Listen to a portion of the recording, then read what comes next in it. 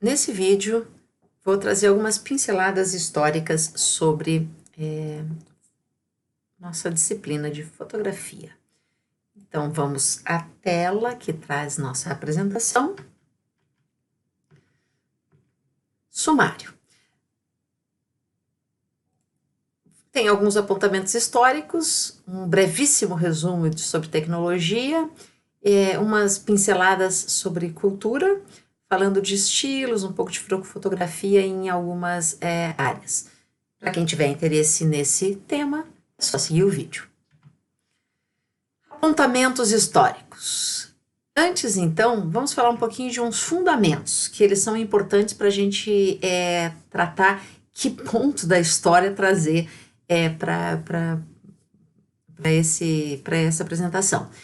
Primeiro, tem a ver com a etimologia da palavra fotografia. A fotografia, na verdade, ela é autoexplicativa. A palavra já traz o que essa técnica, o que essa atividade é. Então, foto significa luz e grafia, gravar. Então, fotografia é gravar com luz. E isso serve desde a primeira fotografia que foi feita na década de 1820 até as fotografias atuais, que estamos quase na década de 2020, não é? Então, todas as fotografias, elas seguem esse princípio de gravar uma imagem com luz. E temos também a ideia de que, então, se gravamos com luz, luz é a nossa matéria-prima. Tem dois princípios que se conjugaram para que a gente tivesse a fotografia como algo que efetivamente faz um registro do mundo real em algum suporte, que são elas, uma câmera de orifício e um suporte fotossensível. Então, o registro da imagem fotográfica é necessário a conjunção desses dois fenômenos, quais sejam um fenômeno óptico da propagação retilínea da luz, que se obtém através de uma câmera escura, e um fenômeno químico da fotossensibilidade dos materiais. Este fenômeno óptico, na verdade, quando existe uma câmera obscura e existe um orifício nela, algo que está lá do lado de fora iluminado, esta luz entra nesta caixa escura, fazendo uma projeção daquilo que está lá fora. Isso é uma coisa conhecida há muito tempo e que passou a se tornar uma fotografia quando lá dentro desta câmera obscura foi possível colocar um suporte sensível à luz que conseguiu registrar essa imagem, fazendo com que ela perdurasse. Então, resumo dessa tecnologia, não é? Esses princípios ópticos, na verdade, dessa câmera de orifício, eram conhecidos desde a antiguidade, na China, na Grécia também, Aristóteles falava dessa câmera obscura. Na Europa, muitos modelos de câmera, e inclusive com lentes e tudo, foram utilizadas para essas projeções de luz, principalmente para que pintores pudessem fazer pinturas com essa luz projetada dentro dessa câmera escura. E os princípios químicos, na verdade, sempre se percebeu que a luz tem uma capacidade de alterar, de escurecer alguns objetos. Nossa própria pele se escurece à presença da luz. E isso foi refinado, digamos assim, essa fixação em superfície fotossensível ali na Idade Média, na Europa. Então, quando esses dois princípios se conjugaram, ou seja, se colocou algo fotossensível dentro de uma câmera, e houve um primeiro registro de uma fotografia em 1826. Então já foi um primeiro registro com sucesso, mas até que isso se elaborasse e até que se tivesse uma coisa efetivamente consistente e que se tornasse um artefato de verdade, foi em 1839. Depois disso, aconteceram várias sucessões tecnológicas no contexto da fotografia. Então, Thales Trigo, que é um fotógrafo e professor de fotografia, que tem um livro muito interessante, que é o Equipamento Fotográfico, ele diz assim: a fotografia digital, muito se falou recentemente, há coisa de 20 anos, da grande revolução da fotografia digital, e de fato, é uma inegável revolução. Só que Tales-Trigo traz outras revoluções que ocorreram antes dessa última mais recente. A fotografia digital é certamente uma revolução comparável ao aparecimento das emulsões secas, dos filmes de base flexível, das câmeras de pequeno formato e dos filmes coloridos. Então vamos ver um pouquinho dessas outras coisas aí. Aqui tem algumas datas, mas vamos aqui a este ponto da câmera obscura. Então, esta câmera obscura é uma caixa hermética com vedação total à luz, com um orifício que permite a entrada de um pequeno feixe de luz que projeta as imagens iluminadas do lado externo de forma invertida num anteparo no interior dessa caixa. Então isso era conhecido desde muito tempo. Aqui então tem uma representação de uma dessas câmeras obscuras, não é? E lá dentro, aquilo que era projetado, aquilo que estava lá fora, entrava e era projetado aqui dentro e um pintor representava. Ele ficava lá enquanto tivesse luz lá fora e podia fazer representações. Isso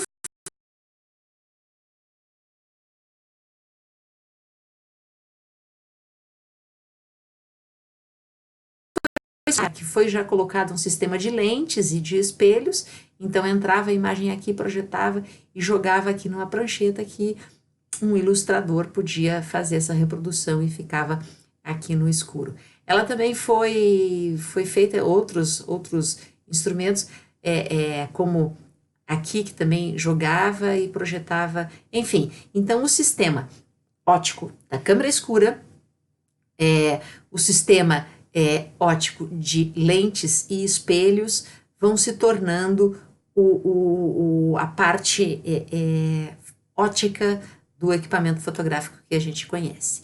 E também aí temos a questão da prata, né? Então foi Ângelo Sala, dessas pessoas que trabalhou com escurecimento. Eu tenho uma sugestão, que é assistir o episódio chamado Hiding in the Light, do documentário Cosmos,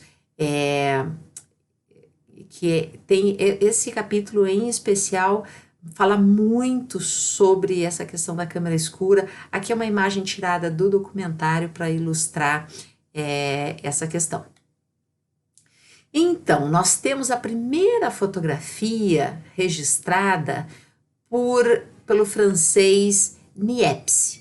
Tá? Então, Niepce, ele já trabalhava com instrumentos ópticos e tudo, e ele conseguiu fazer esta imagem aqui.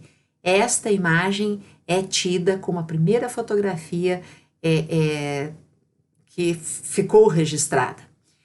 Então, isso foi entre 26 e 27, mas em 38, esse outro francês, Daguerre, que também fazia esses estudos, conseguiu também com um instrumento da janela do seu apartamento, com o seu daguerrótipo, ainda não tinha esse nome, no ano seguinte é que ele batiza esse instrumento, registrar uma imagem, e foi interessante que nesse registro, naquele tempo as imagens, esses instrumentos precisavam de muitos minutos para captação de luz, diferente de hoje, que numa fração de segundo a gente tem uma fotografia. Naquele tempo precisava de muitos minutos. E aqui, por um acaso, havia uma pessoa parada na rua. Eventualmente outras pessoas podem ter passado aqui pelo passeio, mas elas passaram e não houve tempo suficiente para o registro fotográfico. E essa pessoa, por algum motivo, ficou parada, então essa é conhecida como a primeira fotografia de pessoa da história. Esses equipamentos, então, o daguerrótipo e o calótipo foram esses dois personagens aqui que criaram o daguerrótipo e o Talbot. Eles criaram, então, dois instrumentos que eram caixas hermeticamente fechadas, e lá dentro eles colocaram um suporte fotossensível, e aí efetivamente isso se consolidou. Na verdade, foi no mesmo ano de 1839 que Daguerre patenteou o seu invento chamado daguerrótipo, e este invento ele foi depois a instituição de ciência da França pegou esse artefato e esse artefato se popularizou porque essa instituição teve fôlego, digamos assim, para comercializar.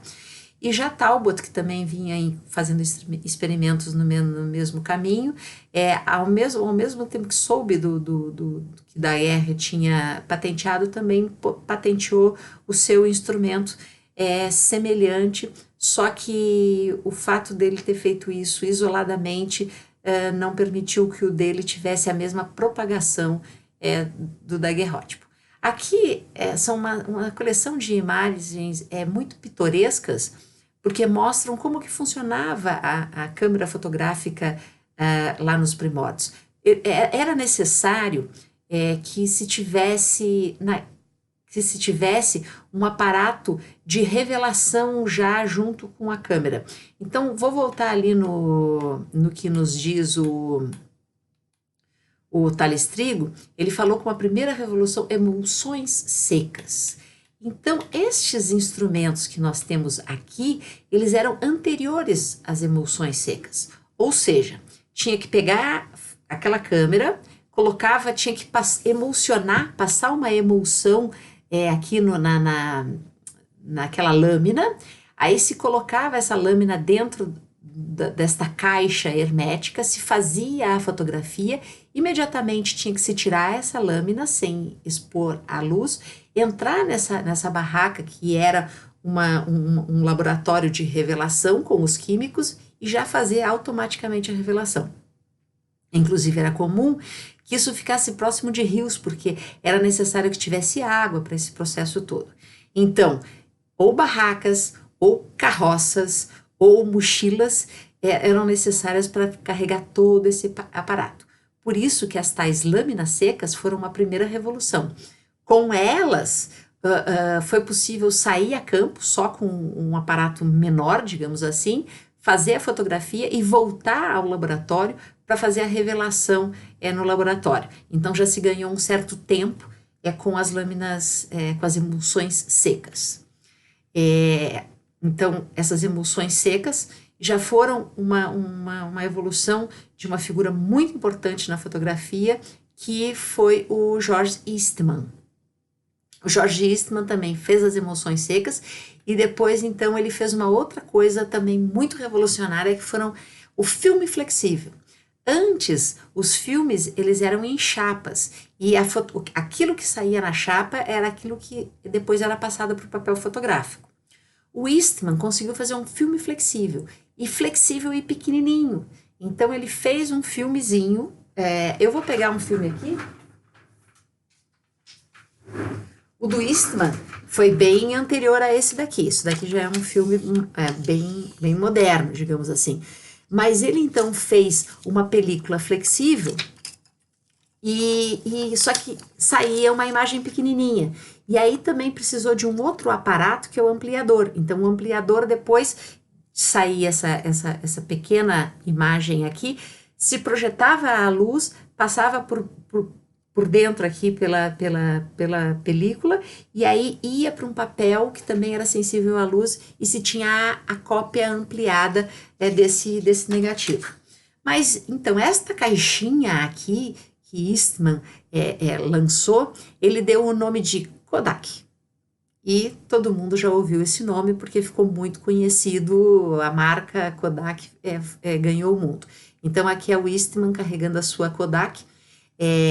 E essa câmera, enfim, ela já vinha com o filme embutido nela. Então vinha já um filminho enrolado com 100 fotogramas. As pessoas mundo afora compravam essa câmera. Ela saía redondinha assim, ela não era quadrada, ela saía redondinha. Terminado isso, a câmera voltava para a Kodak, de onde tinha saído. Lá a Kodak fazia a revelação desses filmes e devolvia depois a câmera com um novo filme incorporado e aquelas fotografias feitas reveladas. Então veja que foi um ganho, mas por outro lado também teve uma perda. Então se aqui a pessoa já tinha que fotografar e já tinha a foto revelada, porque a emulsão úmida tinha que ser feita assim, aqui os pratos... nos pratos secos, a pessoa podia correr para o laboratório, mas aí já fazia a revelação numa sequência. E aqui com a Kodak teve um ganho de mobilidade enorme, mas também teve uma perda em termos de retorno. A gente só via as fotografias com um delay do momento em que se fotografou. Enfim, aqui então seria um panorama bem rápido assim dessas questões de fotografia do aparato, né, do artefato da fotografia. Mas ela teve grande influência na cultura, ela teve grande influência em como a gente vê o mundo, ela teve uma influência significativa em toda a sociedade, tanto daquela época quanto continua tendo na sociedade contemporânea. Então, aqui agora a gente entra nesses aspectos de âmbito cultural, apresentando rapidamente alguns estilos fotográficos, ou seja, inicialmente a fotografia teve um determinado estilo, depois ela permeou uma série de momentos da cultura que a fotografia fez parte, ou influenciou e foi influenciada, não é? Então vamos um pouco a estes momentos. Então, lá no século XIX, a questão da fotografia era ter o mundo próximo aos olhos do espectador. Então, foi de muito sucesso a fotografia em todos os lugares exóticos, passaram a ter uma referência vívida, deixaram de ser uma coisa difusa e passaram a ter um realismo. Lugares distantes não mais pertenciam a pequenos grupos de pessoas com recursos para visitar, todo mundo podia ver agora esses lugares. Então, expedições, cartões de visita foram criados nesse momento, uma indústria do turismo surgiu daí. E foi interessante que uma série de estúdios se posicionaram nesses lugares. Então, por exemplo, Egito, Grécia, estúdios fotográficos foram para lá e ficavam fazendo fotos e as fotos podiam ser transportadas. Então, eles faziam fotos e fizeram grandes negócios. Foram grandes, foi uma oportunidade de negócio muito forte, esses estúdios que fotografavam cartões postais, não é? E coisas assim. Retratos, as pessoas puderam ser retratadas, então, com a fotografia. Então, a memória aqui, na verdade, é um fotógrafo brasileiro que fotografava personalidades, não é? Aqui ele fotografou Dom Pedro II, inclusive Dom Pedro II foi um dos primeiros que comprou um daguerreotipo, ele já no mesmo ano que saiu, 1939, ele obteve um daguerreotipo, importou lá da França, e as pessoas passaram a ser retratadas. Isso efetivamente uma novidade.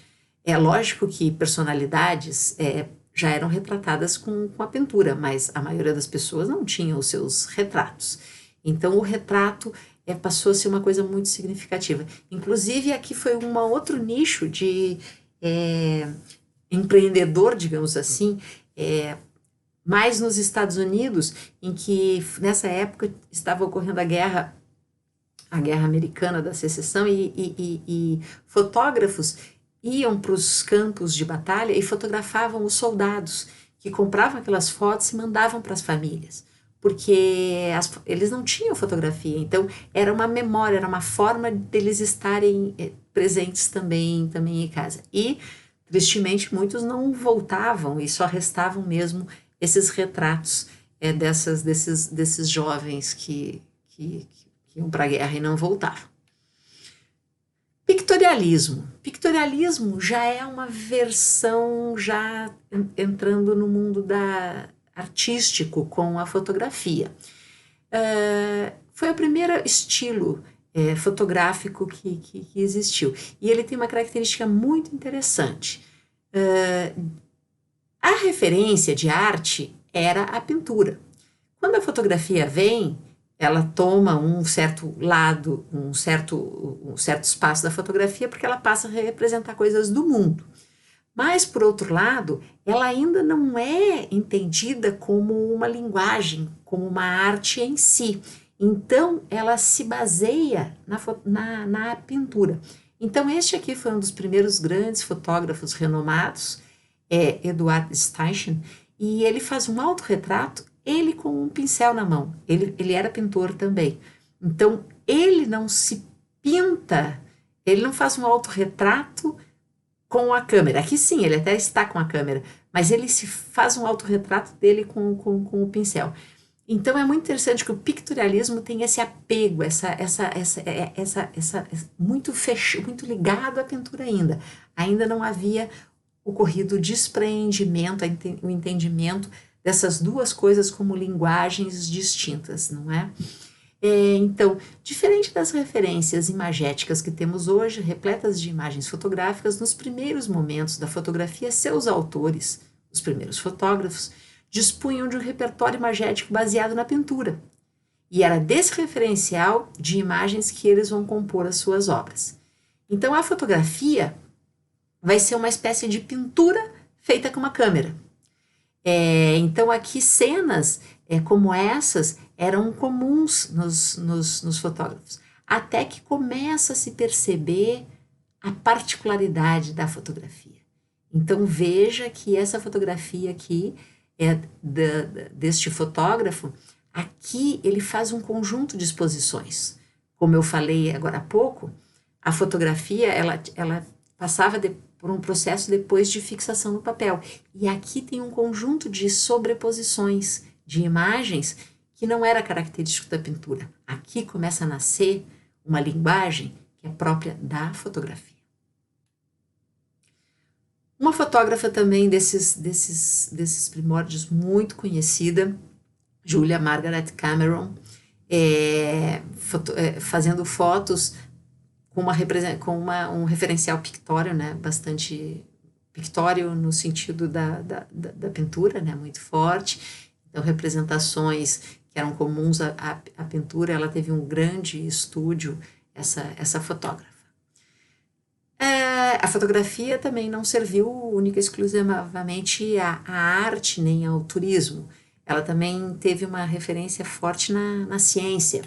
Então, Muybridge foi um fotógrafo que começou a fotografar sequências de movimentos. Então, ele tem obras, ele tem livros e livros que trazem referências de movimento com uma contribuição para a ciência muito grande. Ele possibilitou novas formas de observação científica, revelou detalhes que o olho humano não podia captar. Mais algumas pinceladas aqui, na arte. Então, um pouco daquela autonomia da linguagem já vem lá no começo, mas a fotografia começou a ter sua linguagem própria, uma autonomia com o tempo, não é? Então, a familiaridade com os recursos e com os resultados fotográficos. Os fotógrafos ganharam autonomia imagética. Não mais buscam suas referências na pintura. Já produziam um repertório próprio baseado nas possibilidades que a fotografia oferecia. Esta aqui é uma fotógrafa, Imogen Cunningham, que faz fine art, ela faz fotografias artísticas, ela fotografa já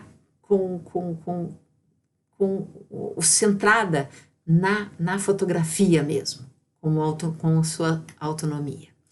Essa aqui é uma fotografia já do modernismo, não é? Uma influência artística forte, todas as correntes culturais, não é?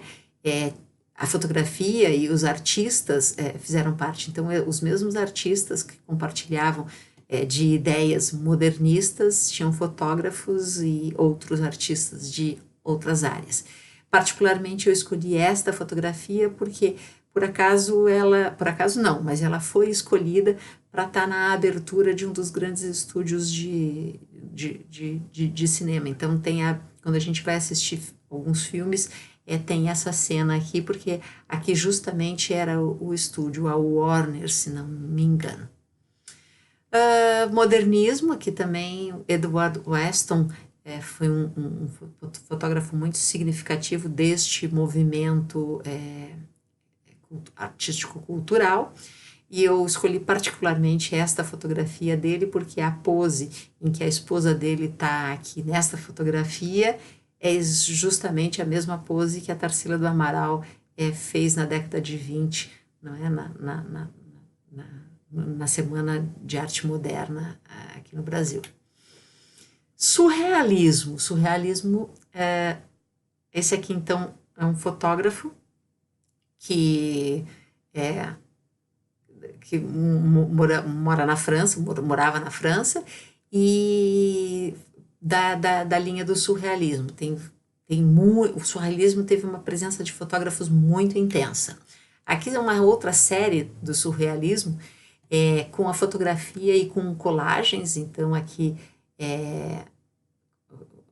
uma série de colagens, e aqui não é exatamente colagem, aqui na hora que a gente vai fazer a ampliação daquele negativo fotográfico, a gente tem uma série de possibilidades de distorcer, de aumentar, diminuir, inserir coisas. Então essa linguagem é feita muito na pós-produção, que hoje é o Photoshop, e antigamente era feita na câmera escura.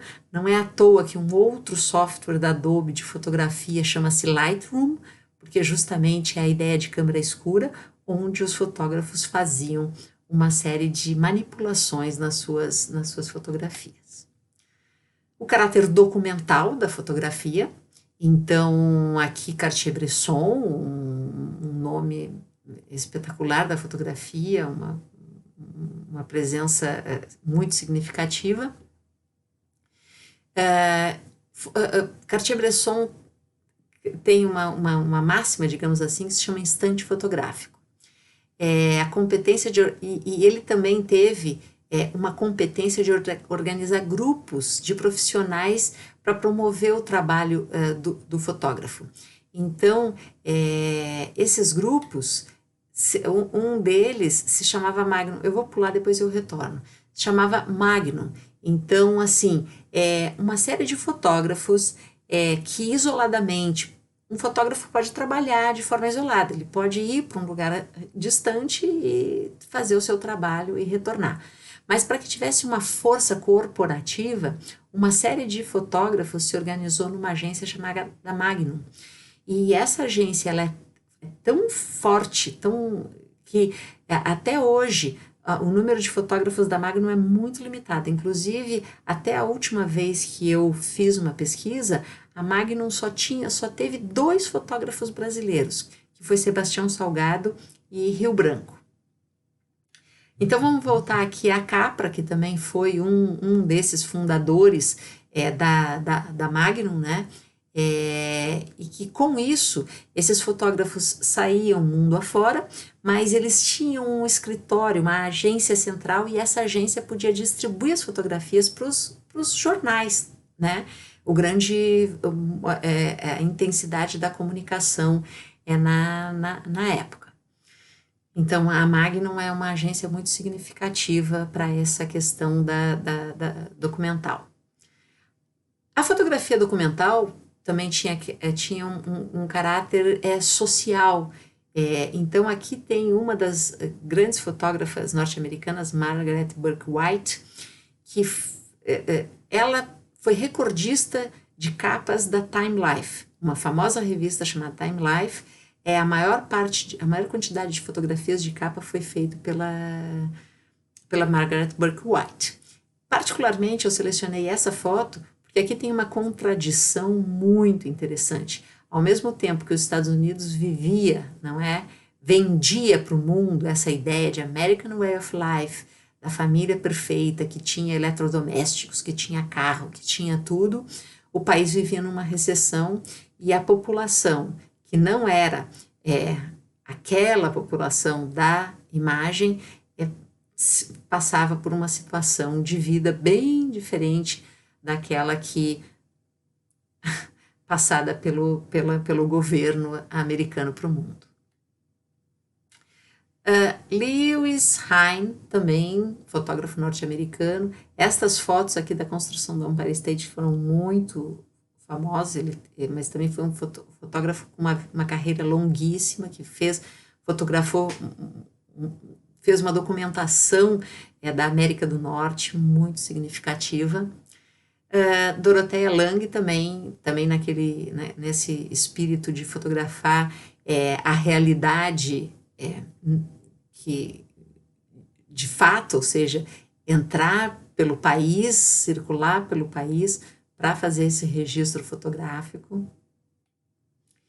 Aqui nós temos uma foto icônica, não é? Uma foto que acredito que é impossível que ninguém nunca tenha visto esta imagem central da foto.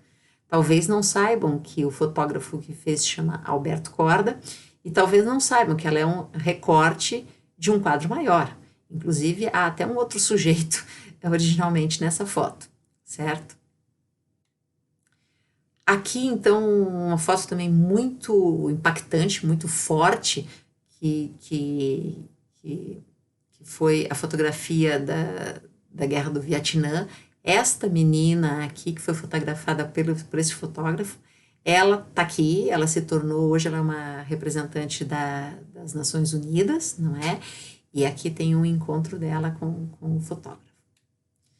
Sebastião Salgado. Sebastião Salgado é um ícone da fotografia brasileira, com obras maravilhosas. Tem algumas, e não só obras, eu gosto muito das entrevistas do Sebastião Salgado. O Sebastião Salgado, ele iniciou a carreira fotográfica já sendo uma pessoa com destaque na área da economia. Ele foi para a França fazer o doutorado em economia, quando pegou a câmera da esposa dele, que era arquiteta, e dali, eu não sei se ele devolveu a câmera para ela. Só que ele ganhou ele já era um fotógrafo profissional quando ele passou por uma situação muito particular, uma oportunidade, digamos assim. Ele estava fazendo o levantamento nos Estados Unidos de uma palestra do Ronald Reagan, e aí ele pensou, quando a palestra estava perto do fim, ele saiu do local onde estava acontecendo a palestra e ficou ali posicionado esperando que o Reagan saísse do prédio. E o Reagan foi baleado quando saiu. E ele pegou, então ele teve um momento de projeção, e aí ele pôde fazer o que ele efetivamente gosta, que é fotografar essa situação humana. Então aqui é uma série muito famosa dele na Serra Pelada, aqui no Brasil, e ele tem vários livros, tem o livro Êxodos, tem, enfim, a coletânea. Eu tenho aqui em mãos um dele, que está aqui.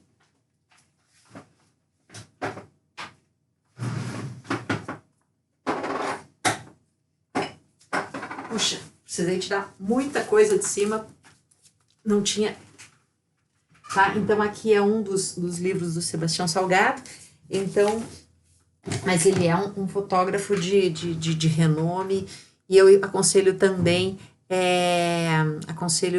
assistir os documentários, porque a fala dele é muito interessante.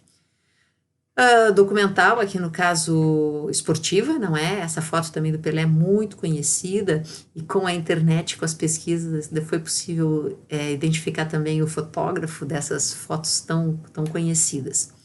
A fotografia publicitária, que vem... aqui tem um fotógrafo que também eu acho fantástico, acho excepcional, e esse livro, então, dele... super recomendo esse livro aqui. A publicidade é um cadáver que nos sorri. Gosto muito desse olhar que ele tem da publicidade. Ele foi o fotógrafo da Benetton nos anos 80. Como eu era exatamente, eu era jovem naquele tempo, então isso também me marcou muito. A Benetton foi algo muito que me influenciou muito. Mas, independente disso, essa obra dele aqui eu super recomendo. Seguindo, então, enfim. Aqui é um fotógrafo chinês que tem um pictorialismo contemporâneo. Ele tem a coleção de fotos dele é simplesmente maravilhosa. A técnica dele ela é extremamente sofisticada. Ele vai fazendo camadas e camadas de revelação, e saem obras assim espetaculares. Recomendo muito, né, como os anteriores também, colocar o nome dele aí e fazer uma pesquisa de Google Images aí nessa obra.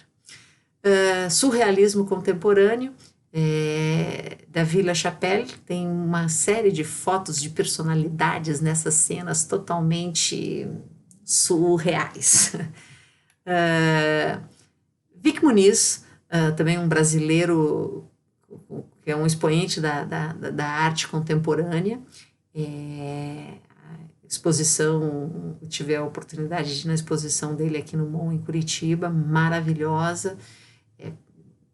Então, vale muito conhecer a obra do Vic Muniz. Alguns outros fotógrafos brasileiros aqui, Cássio Vasconcelos, paisagens, tem fotos aéreas, retratos. Retrato é uma área particular da fotografia, não é?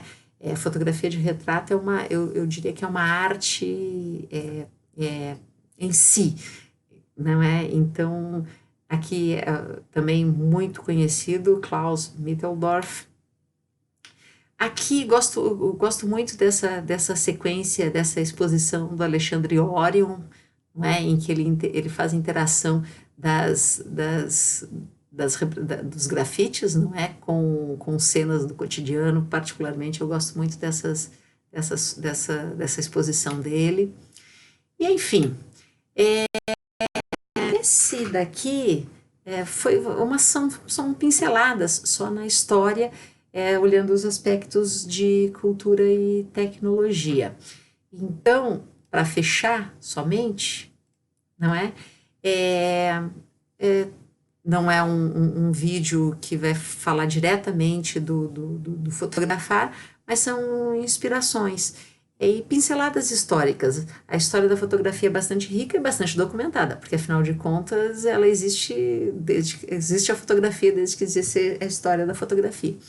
Então ela é uma das primeiras histórias que tem toda essa documentação aí em imagens. Então é isso, pinceladas históricas para a nossa disciplina de fotografia.